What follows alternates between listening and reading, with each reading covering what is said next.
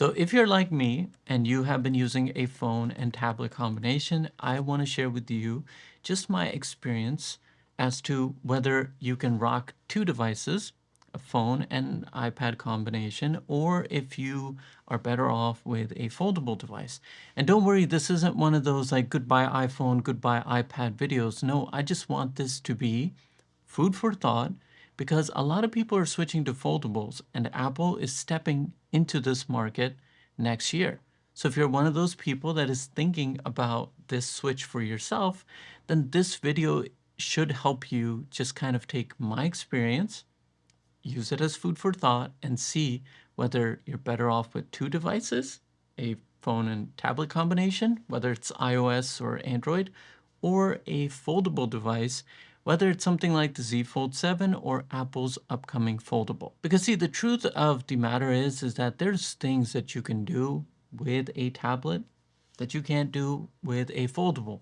And then there's things that you can do with a foldable that you can't do with a tablet. For example, one thing I experience when using the foldable is the fact that you can just literally unfold and you have the bigger screen. Whereas with the tablet, it's always in some kind of bag or you're carrying it some way, right? So when you have that one thing come up and you want to do it here, you're waiting for that moment to actually sit down. Whereas this, you can quickly take a pause, open it up, sign that document, reply to that important email, whatever it is that you have to do, and fold it back up and you're done. That's it. It's that easy.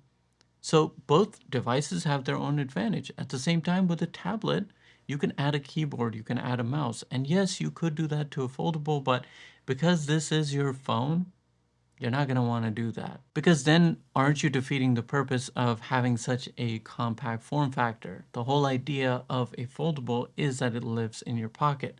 And then if you start attaching all of these extra accessories into the mix, well, it's no longer the case, right? Now you're carrying all those things. So my mindset with this is what can you do in an easy way here and what can you do in an easy way here? The first important thing I need you to think of is what do you do with a tablet? Are you someone that is using this as strictly a computer type of substitute, right? Like let's say you've got the Pro iPad and you've got like the keyboard and everything with it, and you have replaced your MacBook.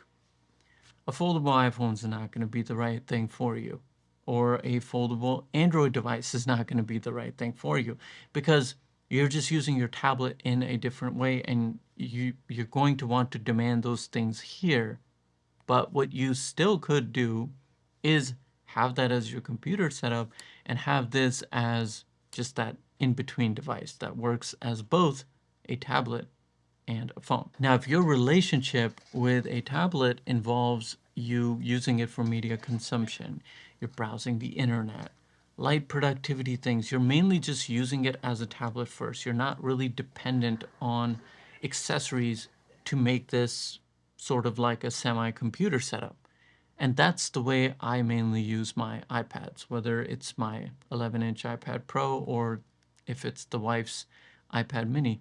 That's how I've always loved interacting with an iPad. And if you fall into that category, trust me, you are the perfect user that can make the switch because you're going to be able to take this, shrink it into your pocket, and have it with you everywhere. And now you've got one device instead of two different devices. Now, one of the things I really like about this, if you notice, like this is my cover screen, okay? So it has all the apps that I would use for, just accessing my smartphone. It's very similar to the stuff I have on my iPhone. So I've got like my car widget up there, my Rincon widget and weather and stuff, right? But the cool thing is when you open this up, I have a totally different setup. So this little feature really makes you feel like you have two different devices as opposed to one because the inner one, I have most of like my media consumption stuff, and then I use Canva a lot. And if I ever want to do that, then I can just open that from the app drawer. But the cool thing here is that there's no need for me to have my car key widget or car widget up here, right? And so this screen being set up in a totally different way just gives you an experience as if you're using two devices. But the only nice thing is that it folds up and just goes back into your pocket. Now, another thing that you need to consider is apps. So if you're using very specific iPad-based apps that are taking advantage of whether you have the iPad mini or whether you have the iPad Pro, that is really going to be dependent on you and your use case scenario. For me specifically, I only have one app that I wasn't able to find on Android. But let's say if I buy the Apple Foldable and I still have those apps, and the app I'm talking about is actually a tracking app I use to track all of my orders that are going out for delivery on my online store. And what's cool about that is whether I put it in from the iPhone or I put in the tracking number on my Mac mini, it's all synced. So it's really helpful for me that regardless of the device I'm picking up, I can check on a delivery because I can have a customer contact me. Everything goes through me. So if I have a customer contact me and I need to look at their order, it's important that I'm able to do that. Now, for you, let's say you're someone that really loves Procreate, you love drawing, you love the Apple Pencil, right? That's going to be another thing. And this is going to be something we'll have to see what comes of the Apple Foldable. Is it going to have pencil compatibility? Because Samsung, for going for their size, they sacrificed the S Pen, which I know a lot of people don't like.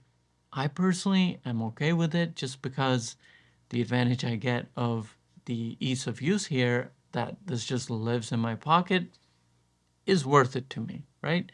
But if you're someone using one of those apps that take advantage of the Apple Pencil, then that is going to be something that you'll have to think about when the Apple Foldable finally hits the market next year. Now, the next thing that you want to think about is how much this is going to cost you, because these foldables are obviously going to be priced higher.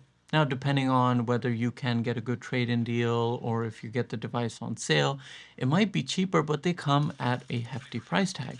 And that is something that you have to figure out for yourself. Because, like, for example, let's say you have these two devices, right? This is $599 brand new. This is the iPhone 16e. And then you have the iPad mini 7, which I've seen for $400, sometimes $350 on Amazon. So let's take the brand new price, which is $500. You're at $1,099 compared to $2,000. Even if this was, let's say, the Apple Foldable and it's $1999. That is something you have to think about for yourself. Is the convenience worth it to you?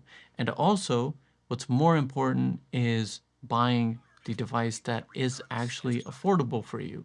Don't just buy the device because of whatever other reason. Always look at affordability, practicality.